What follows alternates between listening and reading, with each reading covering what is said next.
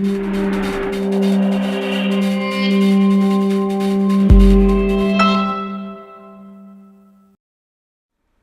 y a une chose qui nous a frappé euh, dans ces 9 sessions. Euh, c'est que finalement, lorsqu'on travaille la stratégie d'entreprise, la vision, etc., il y a une dimension qui nous semble manquer dans ce type d'exercice et qui est par contre ressortie énormément lorsqu'on a travaillé ensemble. C'est la question de la personnalité de l'entreprise.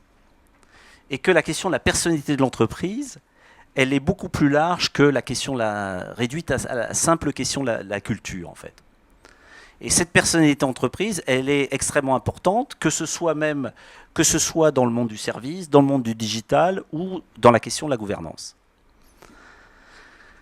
Donc, une des premières idées forces, effectivement, qu'on voudrait vous faire partager, c'est qu'on pense que les entreprises qui gagnent aujourd'hui sont d'une certaine manière plus idéologiques demain qu'aujourd'hui.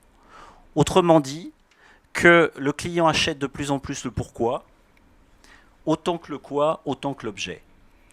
L'objet pouvant être soit un service, soit un produit.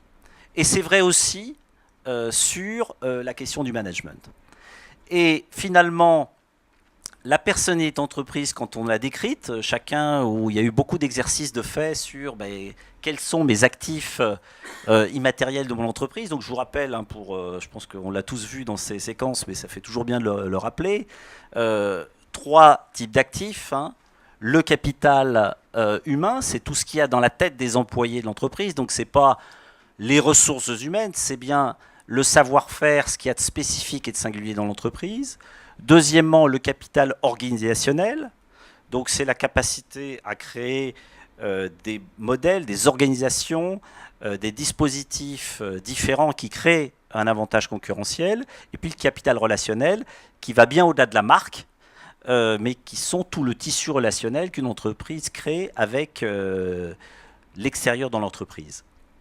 Et on voit qu'effectivement, la personnalité d'entreprise, c'est quelque chose qui, dans un projet d'entreprise, devrait être traitée de façon spécifique, puisqu'elle est souvent un petit peu mélangée entre la vision, c'est ce qui donne le cap, le plan stratégique, ce qui crée la robustesse de la stratégie, l'allocation de ressources, le plan d'action, évidemment, c'est extrêmement important, on est vraiment dans le court terme aujourd'hui, mais qu'on a intérêt dans ce type d'exercice à dégager un 4e brique qui est la personnalité d'entreprise. Et ça nous semble insuffisamment fait, et tous les débats qu'on a eus, on pense que faire cet exercice dans un projet d'entreprise, ça apporte une plus-value importante, bien au-delà des 5-6 valeurs d'entreprise ou des 3 éléments de culture qu'on a évidemment, même à chaque fronton d'entreprise. Mais d'ailleurs, quand on se regarde de plus en plus dans les entreprises, on a souvent un peu les mêmes. Donc ça veut dire qu'il y a autre chose que ce qui est affiché à l'entrée. Et la somme, effectivement, des actifs immatériels, c'est bien, d'une certaine manière, une capacité à retransmettre qu'est-ce qu'est la personnalité de l'entreprise. Et on peut le faire de façon beaucoup plus riche que 4 ou 5 valeurs aspirées à son fronton. Donc, première idée, travailler de façon spécifique la personnalité d'entreprise, avec, évidemment, plein de choses qu'on retrouvera, des éléments qui sont des actifs immatériels pour travailler le futur. La personnalité d'entreprise, c'est pas la personnalité d'hier, c'est pas une notion de patrimoine au sens historique et vocation musée, mais c'est bien les actifs qui permettent de créer l'entreprise de demain, ce sur quoi on va reposer.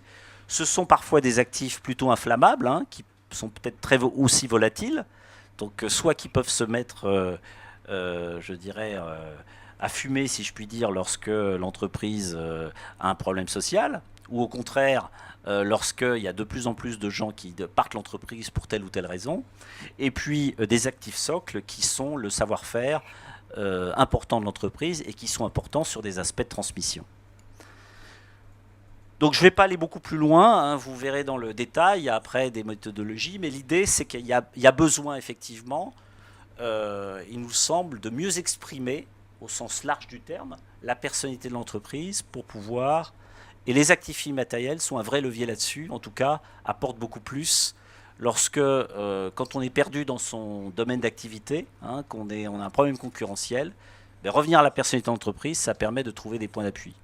Parce que souvent, la question, une fois qu'on a analysé la concurrence, une fois qu'on a analysé les plans d'action, on va dire, bon, on va faire pareil que tout le monde. Donc, voilà la première idée qui est ressortie transversalement des trois groupes.